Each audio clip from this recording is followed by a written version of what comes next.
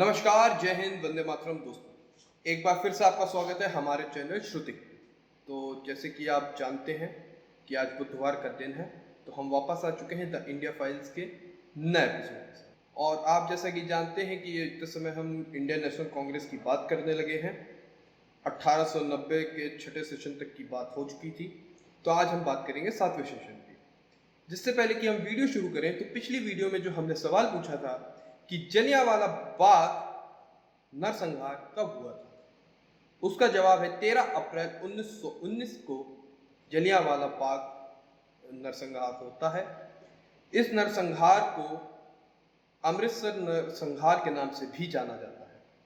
उसका ये वजह है कि ये नरसंहार अमृतसर के जलियांवाला बाग में हुआ था, तो इसलिए जानते हैं। और ये एक अमुख्य कारण बनता है जो इंडियन नेशनल कांग्रेस एक प्रस्ताव लाती है जब वो ये कहती है कि वो पूर्ण आज़ादी की लड़ाई लड़ेगी। इस वीडियो का सवाल आपको वीडियो के अंत में मिलेगा, इसलिए पूरी वीडियो ज़रूर देखें।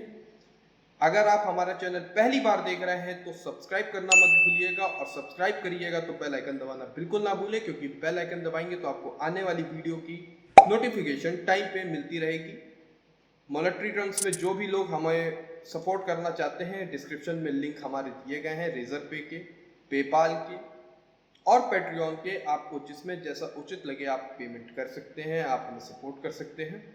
तो चलिए अब वीडियो शुरू करते हैं। तो जैसे कि हमने पिछली वीडियो में बात करी कि छठा सेशन कहाँ और कैसे होता है और उनका जो अध्यक्ष बनते हैं उनकी क्या इंपॉर्टेंस रहती है, आज हम 7वें सेशन की बात करेंगे।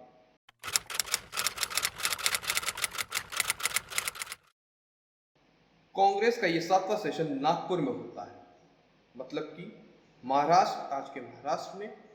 और उस समय में मद्रास प्रेसिडेंसी कही जाती थी, या उस समय में वो गुजरात में गिन लिया जाता था। आप जिस तरीके का इतिहास पढ़ें आपको दोनों चीज़ें मिलेंगी नागपुर के बारे में। ये सेशन होता है 28 दिसंबर 1891, यानी कि 28 दिसंबर 1891 को शुरुआत होती है, और 30 दिसंबर 1891 यानी कि 30th ऑफ दिसंबर 1891 तक ये चलता है। इसमें जो अध्यक्ष या प्रेसिडेंट कांग्रेस के चुने जाते हैं वो पी आनंद चरलू जी चुने जाते हैं।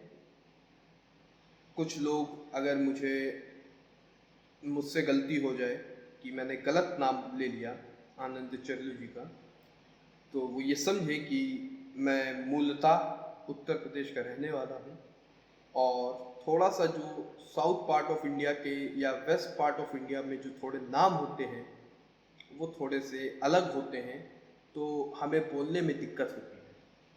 तो गलती हो जाए तो माफ़ करिएगा। मेरा कोई ये मतलब नहीं है कि अगर उन्होंने कोई महान काम किया या नहीं किया तो मैं उनका नाम बहुत इज्जत से लूँ या वो लूँ, क्योंकि ये नाम आज के समय में टीवी मीडिया में नहीं सुनाई देते हैं कि मैं वो नाम का प्रोनाउंसिएशन सीख सकूँ। तो चलिए खैर वापस आते हैं। अब जान लेते हैं आनंद चरलू जी कौन थे। तो आनंद चरलू जी का जन्म 5 अगस्त 1843 यानी कि 5 अगस्त 1843 को होता है एक ब्राह्मण फैमिली में। और इनका जन्म कट्टा मंची करके एक गांव जो कि चित्तूर डिस्ट्रिक्ट में पड़ता था, मद्रास प्रेसिडेंसी के अंडर आता था ये, उसमें एक ब्राह्मण फैमिली में इनका जन्म हुआ। लेकिन ये बहुत ही कम उम्र में चेन्नई, ये कह लीजिए आज के समय में, या मद्रास शहर चले जाते हैं और वहाँ पे अपनी पढ़ाई करते हैं। और वहीं से वो एक मद्रास के बहुत बड़े अच्छे नामी गिरामी एडवोकेट के अंडर आते हैं, जिनका नाम था कयाली वेंकटपट्टी। नाम लेने में अगर गलती हुई हो तो प्लीज़ इसको इग्नोर करें। ये उनके अंडर आ जाते हैं, वहाँ से वकालत शुरू करते हैं, पढ़ाई चालू करते हैं। फिर ये पढ़ाई करते करते और फुल लॉयर की तरीके ये प्रैक्टिस करना शुरू करते हैं 1869 को, 1869। फिर जब ये शुरू करते हैं तो काफ़ी अच्छे वकील थे। तो ये उसी साल 1869 में जब ये शुरू करते हैं, उसी साल ये member of the chamber of Madras high court बन जाते हैं। सोचिए कितने अच्छे, क्योंकि अच्छे लॉयर के साथ इन्होंने प्रैक्टिस की, उनके अंडर में रहे, जाना, तो ये और पढ़ाई लिखाई में ये बहुत अच्छे थे, तो ये चेंबर में आ जाते हैं। और ना केवल इतना होता है, अंदर चल्लू जी जब मेंबर बनते हैं हाई कोर्ट के 1869 में, उसी के बाद ये एक बहुत बड़े वकील के तरीके उभरते हैं, क्योंकि इनकी ज़रा करने का तरीका बहुत अच्छे अधिवक्ता की तरीके ये निकलते हैं। तो इनको समय के साथ आगे चल के इनको leader of the bar association of Madras बना भी दिया जाता है। एडवोकेट्स या अधिवक्ताओं की अपनी बार काउंसिल होती हैं हर जगह पे, तो वहाँ पे इनको चुन लिया जाता है कि आप लीडर हैं, और इन्हीं की अध्यक्षता में, इन्हीं के अंडर में मद्रास एडवोकेट्स एसोसिएशन बनता है 1899 यानी 1899। फिर जिस तरीके से अंदर चल्लू जी को इन्फॉर्मेशन थी और जिस तरीके के वो अधिवक्ता थे, तो इनको राय बहादुर, जो कि एक पोस्ट होती थी उस टाइम पे एडमिनिस्ट्रेशन से रिलेटेड कह लीजिए, या अंग्रेज देते हैं थे कि जिनको भी इंफॉर्मेशन हो और काफ़ी अच्छे हो, काम आ सके, तो उनको खुश करने के लिए राय बहादुर की एक पोस्ट होती थी, वो दे दी गई। और इनको companion of Indian Empire CIE भी दिया गया। और इनको नाइट का जो वो था वो नहीं दिया गया था, इनको नाइटेड नहीं किया गया था, मतलब नाइट ऑफ ब्रिटिश एम्पायर, जो कि रविंद्रनाथ टैगोर जी को मिला था। मतलब वो टाइटल्स जिससे कि आपकी लॉयल्टी दिखती थी अंग्रेजों के प्रति, जिससे दिखता था कि आप गुलामी के प्रतीक हैं, उनमें से केवल एक नाइटहुड नहीं मिल पाया था, बाकी सब मिला था साहब को।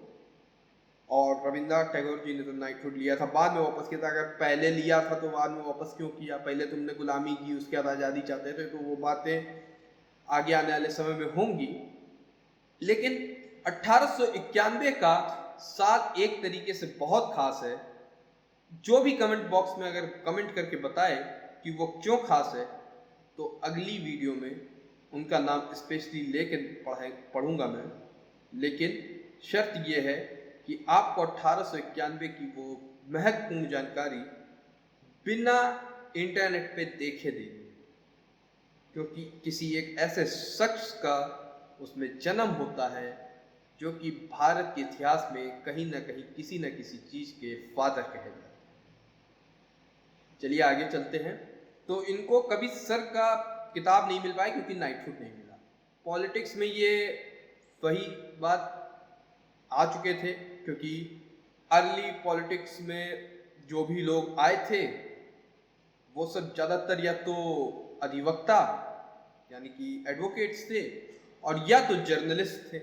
और इसीलिए आज़ादी मिलने के बाद यह भारतीयों में एक भावना रही है कि जो अधिवक्ता हैं, जो जर्नलिस्ट हैं हमारे, उनके प्रति हम एक तरीके से विश्वास रखते थे, जिसको विश्वास को तोड़ा गया है। ये सब बातें कभी नहीं बताई गई जो मैं आपको बता रहा हूँ। ये इन्फॉर्मेशन कोई अधिवक्ता नहीं देगा आपको, कोई क्या कहते हैं आपका जर्नलिस्ट नहीं देगा। क्यों नहीं देगा? ऐसी क्या चीजें हैं, क्या ऐसे सच बाहर निकल रहा है? केवल यही तो बताया जा रहा है ना कि सावरकर के माफीनामे लिखने पे या ये कहने पे कि मैं क्राउन का वफादार रहूंगा, उस पे उनको कह दिया जाता है वो कायर सावरकर हैं। लेकिन जिन लोगों ने वही किताब लिए, जिन्होंने कहा कि लेजिस्लेचर में ज्यादा जगह दी जाए जिससे कि हम अपने आप को रिप्रेजेंट कर सकें, उनको आजादी का नायक कह दिया गया। अगर ये सच्चाई बताना गलत है तो मैं गलत ही सही, मैं गलत ही सही हूं, मुझे सही होने की जरूरत नहीं। तो आगे बढ़ते हैं। वो कई मैगजीन में काम करते थे और अंदर चरलू जी का काफ़ी झुकाव रहा पॉलिटिक्स और जर्नलिज्म की तरफ। तो उन्होंने एक मैगजीन थी नेटिव पब्लिक ओपिनियन करके, वो एक अपना निकालते थे जिसमें वो अपने थॉट्स लिखते थे। और द मद्रासी, दो मैगजीन थी जिसमें कि वो अपने आर्टिकल्स लिखते थे। 1878 में उन्होंने सुब्रमण्यम अय्यर जी वाले नहीं, सुब्रमण्यम अय्यर, ये दूसरे हैं, वो उस समय में थे। और सी वीरा विरार वचाचार्य जी को साथ उन्होंने द हिंदू की शुरुआत की, जो कि आज दिन तक चल रहा है। फिर उन्होंने ट्रिपली लिपिकेन लिटरेरी सोसाइटी बनाई, जिसके कि वो पहले इलेक्टेड प्रेसिडेंट भी बने। मद्रास महाजन सभा भी बनाई, क्योंकि ये सब पॉलिटिक्स में उनका कंट्रीब्यूशन है। 1884 में उन्होंने ये बनाई थी। वो उन 72 डेलीगेट्स में भी थे जो कि पहले सेशन में कांग्रेस में मौजूद थे बॉम्बे में 1885 में, और जिन्होंने कांग्रेस की नींव रखी। हाँ, ये भी सच है। और पहला जो स्प्लिट होता है 1906 में कांग्रेस के अंदर, उसी के कुछ दिन बाद उनकी मौत हो जाती है।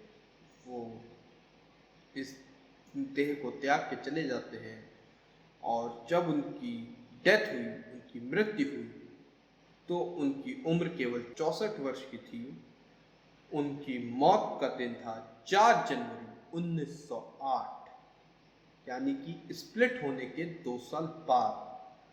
ये स्प्लिट आता है मॉडरेटर्स में, जब कुछ लोग मांग करते हैं कि हमको वो हक या वो नहीं दिए जा रहे हैं, तो हमें थोड़ा सा मुखर करो। अब आते हैं 7वें सेशन की क्या इंपॉर्टेंट बातें। तो इनको जब अध्यक्ष चुना गया, तो इन्होंने पहली चीज जो बोली थी वो ये बोली थी कि हिंदू मुस्लिम तो अलग नहीं, एक ही हैं, और ये इनका यूनाइटेड ब्रदरहुड है। ये एक ही माँ की 2 संतानें हैं, एक हिंदू तो एक मुसलमान, या मोहम्मदन कहते थे उस समय में, मोहम्मदन। दूसरी चीज इन्होंने बात करी थी नेशनलिज्म की। सही बात है नेशनलिज्म की, ये कि इनका ये कहना था कि जो लोग भारत को एक देश नहीं मानते हैं वो गलत कहते हैं, क्योंकि भारत एक देश है, और अखंड भारत की इन्होंने बात करी थी। सही, बहुत से लोग एग्री भी करेंगे। लेकिन तीसरी चीज जो उस सेशन में पास हुई थी, जो कि काफी सेशन से पास हो रही थी, कि लेजिस्लेचर में सीटें बढ़वानी हैं। सीटें क्यों बढ़वानी हैं? जिससे कि भारत का रिप्रेजेंटेशन ज्यादा हो, जिससे कि जो क्या कहते हैं ना, वो थोड़ा सा ऊपर नीचे हो गया था, क्योंकि भारतीय नहीं ज़्यादा रिप्रेजेंट कर पा रहे थे, तो वो रिप्रेजेंट कर पाए, भारतीय रिप्रेजेंट करें जाके। इसलिए इन्होंने बोला था, इन्होंने ये पास किया था रेजोल्यूशन कि हम कोशिश करेंगे अंग्रेजों को ये समझाने की कि रिप्रेजेंटेशन बढ़ाया जाए, लेजिस्लेचर में सीटें बढ़ाई जाए इंडियंस की। और रेसिज्म के खिलाफ इन्होंने बोला था कि ये जो नस्लवाद होता है, सब गोरा और सफ़ेद, अंग्रेज और काले का, इसको ख़त्म किया जाए, जिससे कि, या ख़त्म ना किया जाए तो पोस्ट में थोड़ी सी जगह हम लोगों को दी जाए, जिससे कि हम जो है हम अपना रिप्रेजेंटेशन करें, या कि हम अपनी मांगे जो है सीधे क्राउन के पास रख सकें। वरना हमारे यहाँ से अंग्रेज जाते हैं तो रिप्रेजेंटेशन सही से नहीं हो पाता है। और फिर खैर इनकी मृत्यु जल्दी हो गई, और इन्होंने अपने समय में ही कांग्रेस की पहली टूट देख ली थी।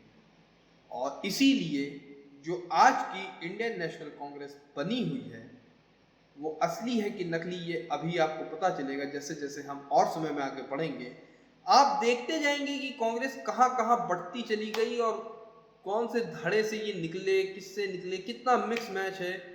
और लोग कहते हैं कि इस कांग्रेस ने आज़ादी दिलाई, क्योंकि मुझे आज 1891 के 7वें सेशन तक आज़ादी का एक लफ्ज़ किसी भी रेजोल्यूशन में नहीं दिख रहा है।